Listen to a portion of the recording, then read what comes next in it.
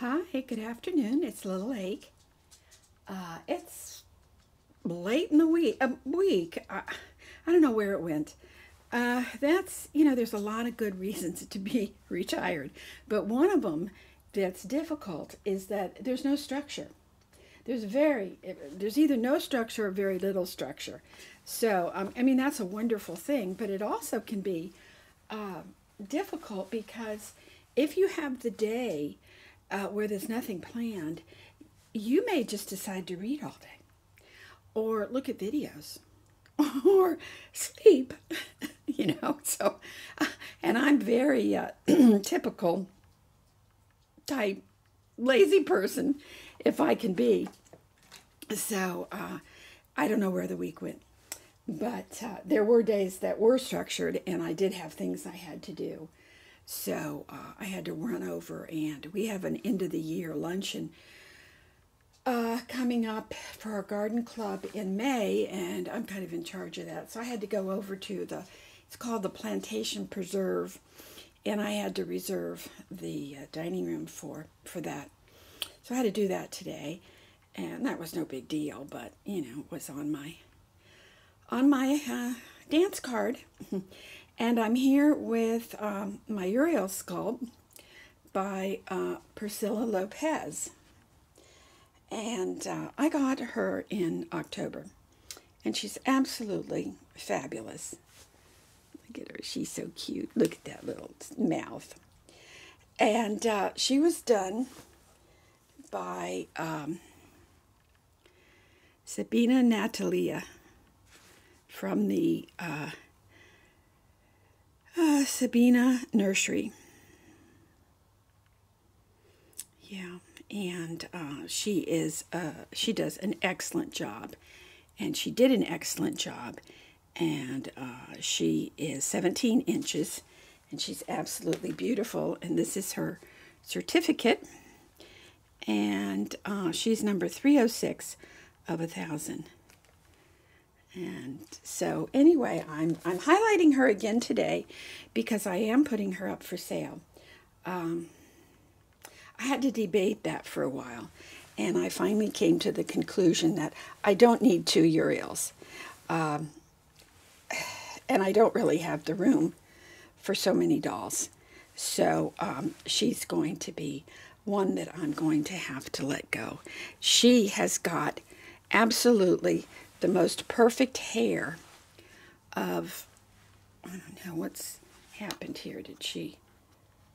I must have hit I hit the button, sorry. Anyway, she has got the most perfect hair. It is so, so soft. And look at how it curls down here on the neck. And let me just bring her up so you can see her face. She's absolutely gorgeous. Look at this. Oh my gosh. It is as soft as silk. I've talked before, and other people have talked before about the hair that the Russian artists use. And this is a wonderful, wonderful example of that hair because it is, I just don't feel, you don't feel this soft hair on anything else. I only get this soft hair if I get a doll from Russia. Yeah, and this is beautiful, and she's beautiful. Let's look at her legs. Yeah, here she is. Look at that leg. It's so pretty, and the little feet, her little feet. Let's take this off so you can see everything. Everything is just, look at these little legs. Everything is just perfect. Perfect with her. Look at that little wrinkled knee. And here are the feet with the spread toes. This is a beautiful sculpt. Just beautiful. Yes, you are. Yes, you are, my little girl. Look at her. She's so tiny. She's 17 inches. Yeah, she's a little newborn. Anyway, I have decided that I have to put her up for sale. And of course, as in everything that we do, I'm not going to get near the price, and I certainly don't expect it.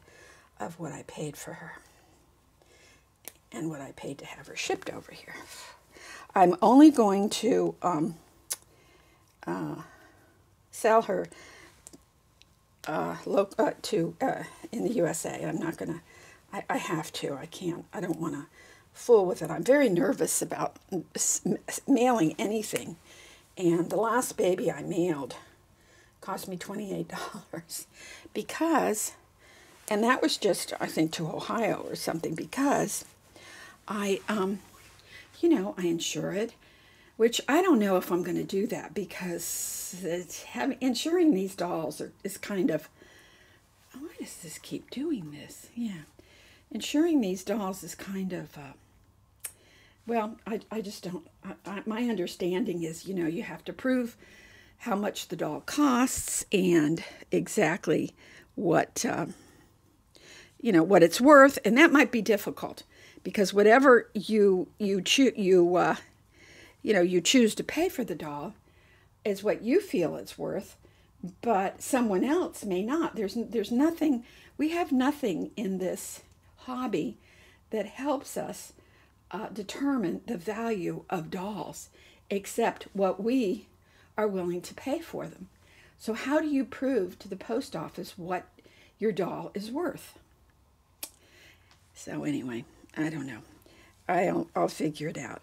But she's worth a lot to me, and I'm going to sell her for a good price, but yeah. Anyway, she is for sale. I also wanted to talk about something else that's another collector talked a little bit about certificates of authenticity. And I thought that was interesting because I just got a kit, and it from Bountiful Babies, and it is Skya Asleep, or so I thought it was going to be, that kit. But in essence, I got real-born Skya sleeping. And the picture that they have on their website is not this picture of this baby. It's a picture of a baby with its hands in fists like this. So that's the baby that I bought and I saw.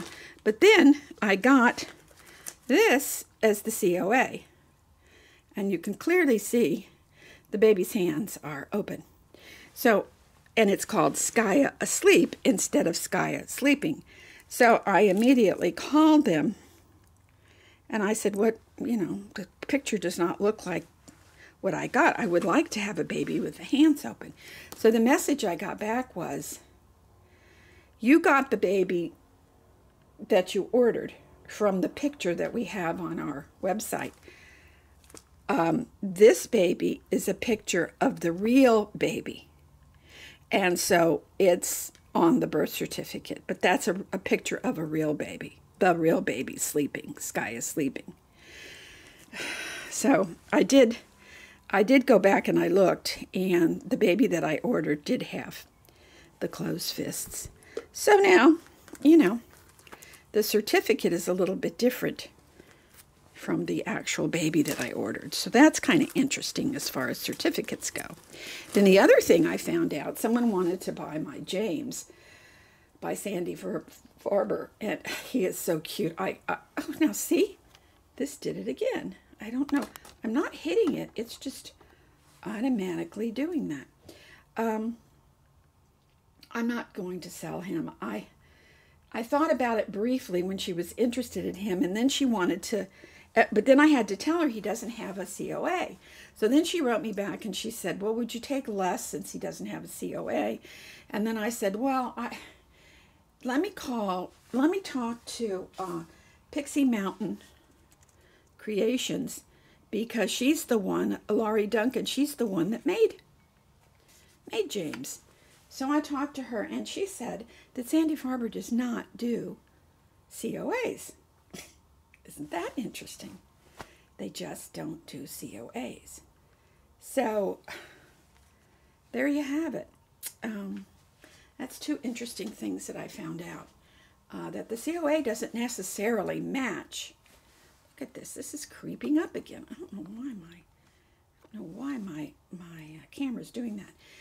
It doesn't necessarily match the actual scalp. So there you go. And some don't have COAs. Does that make Sandy Farber's babies less valuable? I don't think so. Anyway, I'm not selling James, but I just thought that that was an interesting idea. So here we go with her. She'll come with a sweet box opening, and she's a beauty. So these are her little. Let's go. These are her little hands. There's another one. They're beautiful, aren't they? She's beautiful. So I will link everything. Now the way it works, I said before, I'm only going to sell in the United States, and it's through PayPal, and you have to email me. I will put my email address down below, and you have to email me. I'm only going to do business through email. I'm not going to do it in the messages. So if you tell me you love the baby and you want the baby in the message, okay, well, that's fine. But you have to email me that you want to buy the baby and that we're going to go ahead with it. I'm not going to send pictures of the baby. I'm not going to do a layaway. I've gotten stung trying to do,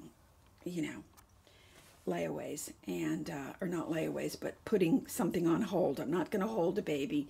It's first come, first serve, and whoever emails me first and says, I want the baby, I'm going to put money in your pay. I'm going to pay for it through PayPal. That's the person that gets the baby. That's the way it has to work. That's the way I've always bought my babies. And yeah. So this little princess, she's ready to go. Yeah. I say I'm ready to go. Because we're ready to go. Yeah. I used to, years ago, be a flight attendant for Pan American World Airways. Thank goodness I don't fly today. But anyway, we had an engineer on one of the planes that was always fun to fly with, because he'd say into the microphone, okay, ladies and gentlemen, buckle your seat belts because it's time to go. And he'd say it right as the plane took off. Some of the crews were a lot of fun. Some weren't, but some were. I'll have to tell you sometime about my experience with Pan Am. Yeah, it was a long time ago.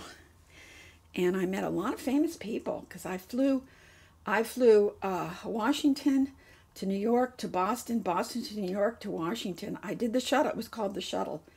And it was 30 minutes, 30-minute flight, 30 minutes up, 30-minute flight, 30 minutes, down. And it was very fast, and there was no food, but there was a lot of coffee. And I can tell you, I spilled coffee on people. I even sneezed on somebody. Anything that you can imagine with me happened while I was flying. The flights I hated the most were the European ones. Now, you'd think that would be fun, but it's not. Flying to Germany was always difficult.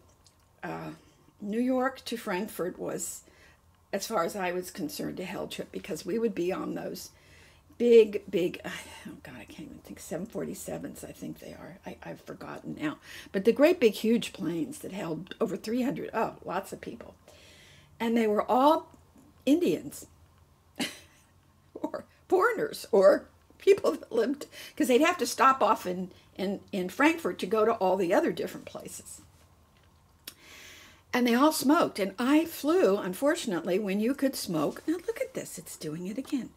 When you could smoke on a plane. I don't know, I got to figure that out. See, it's just kind of creeping up. It's funny. It's interesting. When you could smoke on the plane. So the whole back of the friggin' plane was full of smoke. And I didn't want to go back there. And so after you've been, and those flights were 14 hours, I mean, they were so long. So I would, if somebody wanted something, I would stand kind of in the middle of the plane and I would throw peanuts. This is a horrible thing to admit, but I would throw them what they wanted because I couldn't throw coffee and drinks, but I could throw snacks. And I would just say, okay, heads up, here it comes. And I'd throw bags of peanuts into the back of the plane. Oh my gosh, what a crazy time that was. And I'd be the whole crew would be so exhausted. We would just go back to the hotel in Frankfurt and I would just sleep. And there had to be a certain amount of time that you had to have off. So before you could fly again. Well, don't think I walked around Frankfurt and shopped and ate and enjoyed. I stayed in my room and slept because I knew I had to do the flight back again to New York. So, yeah, it was a hard job. It was a very hard job. Anyway, there were a lot of perks with it, though. And, I mean, my husband and I used a plane like a car. We would just hop on a plane and from Miami to Boston in 2 hours, and we'd go and have dinner in Boston and spend the weekend. And then we'd fly back. Yeah, so, and it would be free. My husband, he used to fly to California all the time from Florida. I'd just go out and get on a plane, and off he'd go to visit his family in Northern California. So it was a pretty exhausting time, I can tell you that. I'm not interested in flying now. I don't travel. I've been to every place that I wanted to see. I haven't been to Ireland, and I might like to go there. And I haven't been to Africa. And there's places in Africa because I'm such an animal person. So I don't know why I got all on that. Anyway, this little girl is for sale. So I hope you guys love her as much as I do. And her price is $750. She is not a $200 or $300 baby. She is worth much more. So that's what her little price is. Yeah, girl. Yeah, girl, baby. Okay. Gosh, I hope you guys have a good Thursday. And I hope thank you again for everything, all the comments, all the great comments that you give me. I appreciate it so much. Thank you again. And I hope I see you all soon, real soon.